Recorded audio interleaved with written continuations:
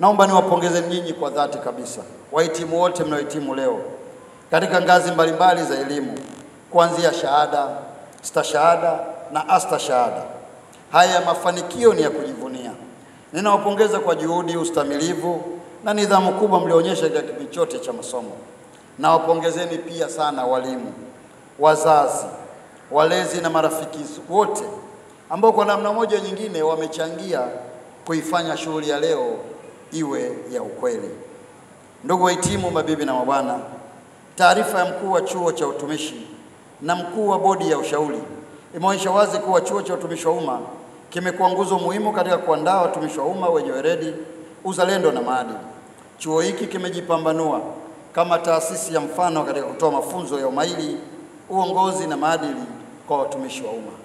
Mafanikio yenu leo sio tu furaha, bali ni matunda ya dhamira ya dhati ya serikali zote zilizotangulia mpaka leo, hasa chini ya uongozi wa Rais Dr. Samia Suluhu Hassan, Rais wa Jamhuri ya Muungano, ya kuboresha sekta ya umma kwa vitendo. Chuo hiki kina kazi kubwa mbili. Moja, kufundisha wanaotarajiwa kuingia katika utumishi wa umma, lakini pili, kuendelea kukuza ujuzi kwa wale walio ndani ya utumishi wa umma. Ni matumaini yangu kuwa mtaendelea kujifunza hata baada ya kuhitimu. Dunia ya leo inahitaji kujifunza maisha yote. Kwa lugha ya Kiingereza tunasema lifelong learning, ili kuendelea kuwa na uwezo wa kukidhi mahitaji yanayobadilika kila uchao. Na wasii mjiepushe na vitendo vyote vinavyoweza kuharibu taswira yenu na ya utumishi wa umma.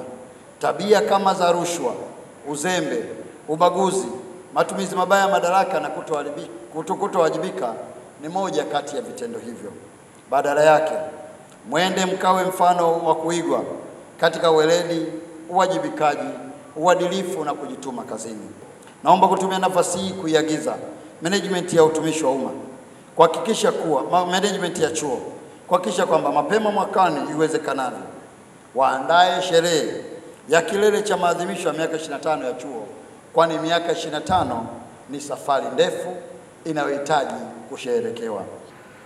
Mahafali haya yanafanyika mwaka wa kipekee sana, mwaka ambao chuo chetu kinatimiza miaka 25 tangu kuanzisha kwake. Kama watangulizi walisema, mkuu wa chuo, mwenyekiti wa bodi alizungumza hilo, tunalirudia kwa sababu ya umuhimu wake. Miaka 25 sio kitu kidogo. Katika kipindi hicho tumeshuhudia mageuzi mbalimbali tena makubwa ambayo yamekikuza na kukiboresha chuo hiki. Yako mengi, lakini ninataja kwa uchache. Moja miongoni mwa hatua hizo ni kuongeza idadi ya campus kutoka 2 hadi 6.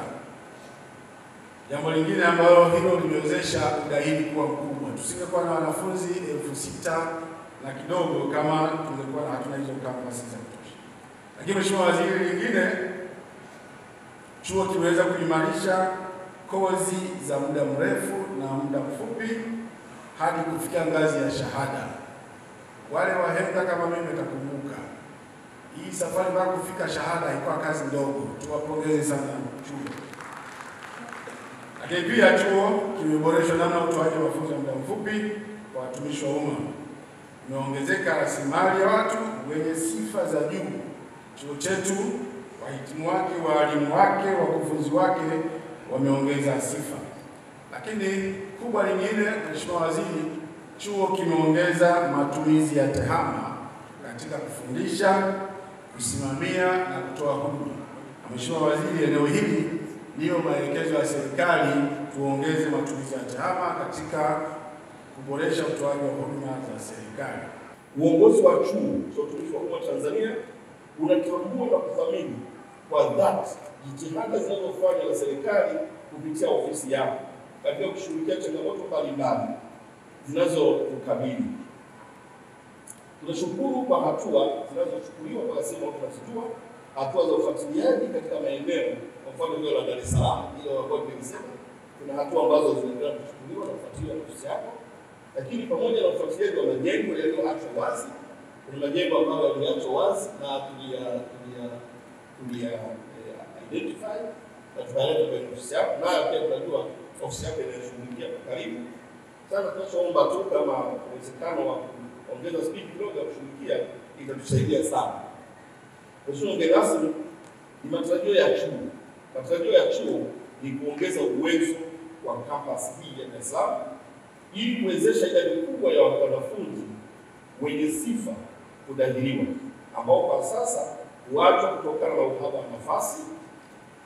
Kwa hiyo tunaomba Mheshimiwa mgeni rasmi na serikali kwa ujumla kuwezesha mchakato huu ulioutaja hapo kupata hilo eneo mapema ili itusaidie kutatua changamoto hii ambayo kimsingi mara nyingi tunapoacha hawa vijana kwenye mtaani kule mambo mengi yanatokea.